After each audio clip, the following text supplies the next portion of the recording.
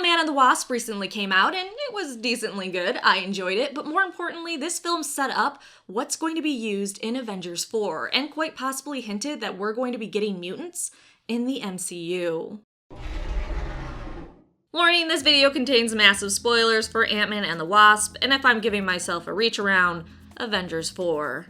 So the quantum realm, a reality where all concepts of time and space become irrelevant, has been incredibly important in both Ant-Man movies. It is where Janet was stranded and then rescued from in Ant-Man and the Wasp. The quantum realm opens up so many possibilities for Avengers 4, and again, can be setting up the possibility for mutants to be in the MCU. So first, let's talk about time vortexes. Janet told Scott to be careful of the time vortexes when in the quantum realm. These time vortexes could be used in multiple ways. First, if Scott can't escape how he did the first time from the quantum realm with his Pym particles disc, there's a chance he could risk venturing into a time vortex that could spit him out in the future or maybe even in the past. The use of a time vortex could lead to some fun moments. Scott jumps so far back, and we have dinosaurs. Sorry, I'm a bit obsessed with dinosaurs. Or maybe too far forward. Of course, there's always the risk by the time he gets out of the quantum realm, or where he gets out, our remaining Avengers could be in the new Thanos world for a while now. Maybe even years. This could mean seeing his daughter grown up, or at least much older if she survived the snap. In the movie, she did talk about being her father's partner as a hero, and I feel like that was more than a nod to her comic counterpart, who is a superhero. I think we are going to see some sort of time jump or time travel, and Scott is going to see his daughter grown up and being a hero. After all, her family probably got winked out of existence with Thanos' snap, and when Scott wasn't around for quite a few years, she probably assumed he was also a victim of Thanos. So to honor her father and follow in his footsteps, she became a hero.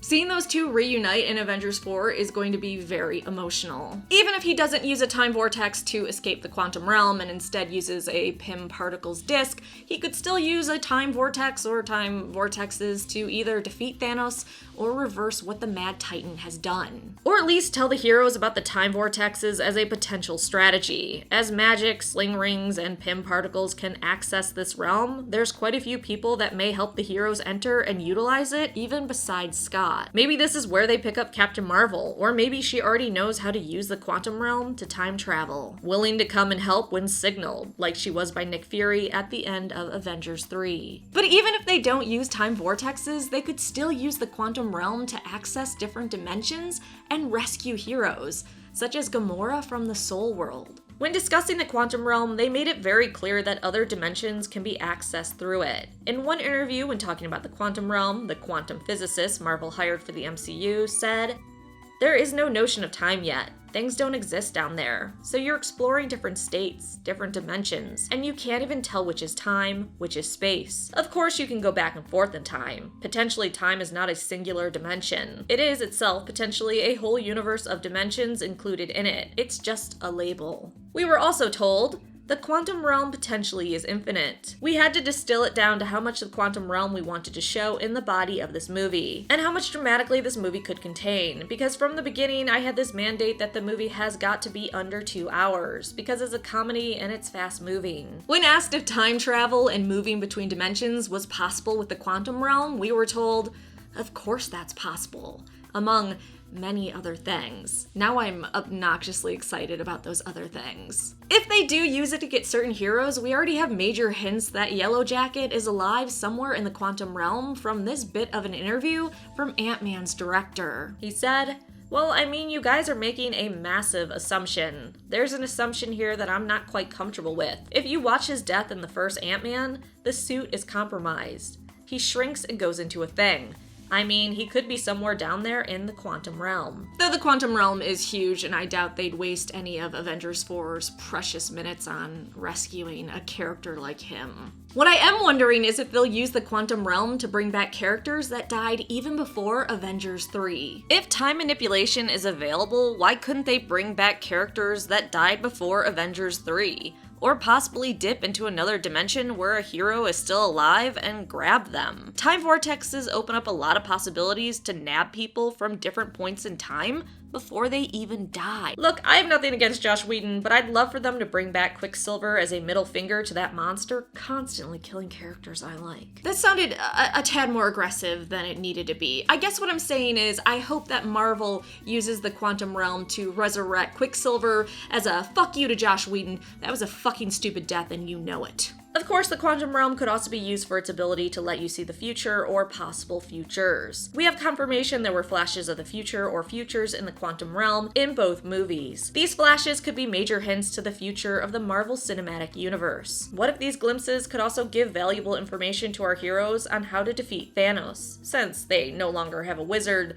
that can see a million possibilities. Which, I have a theory the reason why Strange let Star-Lord go apeshit on Thanos is because in the one future he saw where they beat Thanos, Scott had to live. Strange seemed to know getting the gauntlet off in that moment wasn't going to net them a victory. But he may have known that he needed to give Scott more time to actually get into the quantum realm, where he was getting healing particles, for this all to actually work out. If Quill hadn't made that fight longer, Scott would have been outside the realm and quite possibly affected by the snap. Maybe even Thor's attack on Thanos gave Scott those extra seconds as well. If Strange thought Peter doing what he did would result in a loss, he wouldn't have let it happen. So people freaking out about Star-Lord? Calm your shit.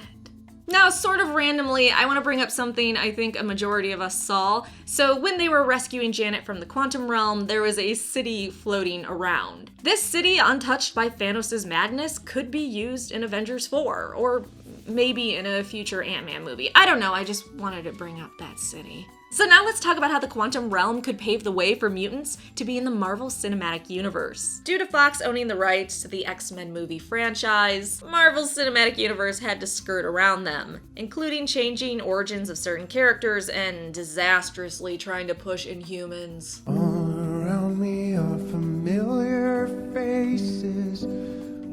Stop trying to make Inhumans happen, Marvel. They're not gonna happen. Mutants are better.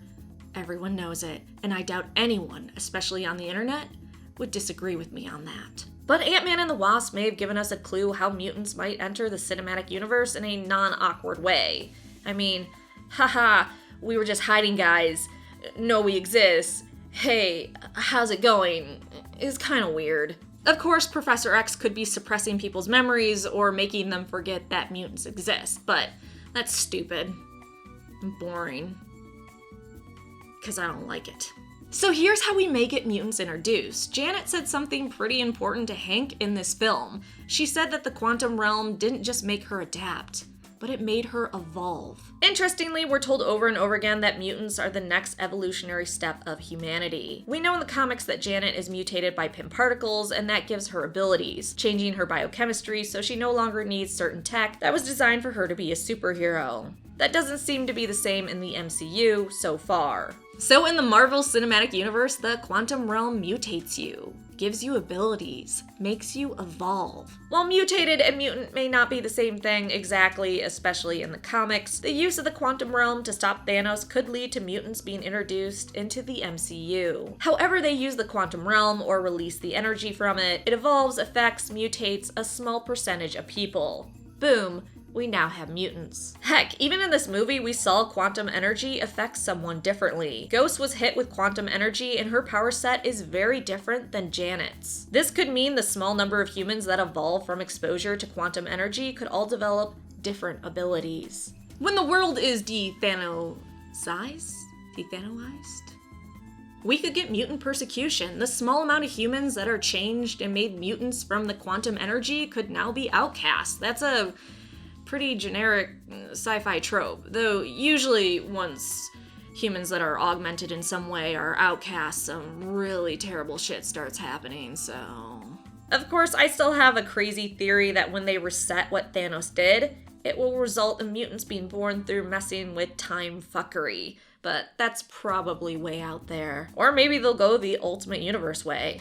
Who knows? I just think it'd be a lot of fun to see mutants created in the Marvel Cinematic Universe in Avengers 4, seeing people waking up and discovering they have powers. But wait, if mutants are created in Avengers 4 from the quantum energy, that means we might be getting more dumbass origin movies. Yeah, fuck that. Mutants have been around since the beginning, and Professor X has just been suppressing knowledge of them with his mind whammy shit. Alright, so that's just stuff that's been floating around in my head for almost a week now, and I just needed to share it. Let me know your thoughts on the quantum realm and how it may affect Avengers 4 in the comment section down below. Share your craziest theories. I love them. Thanks for watching. Please like, subscribe, and come back for more videos. Oh, and even if this is all true, do you still think Star-Lord's a piece of shit for what he did during the fight with Thanos? Let me know in the comment section down below.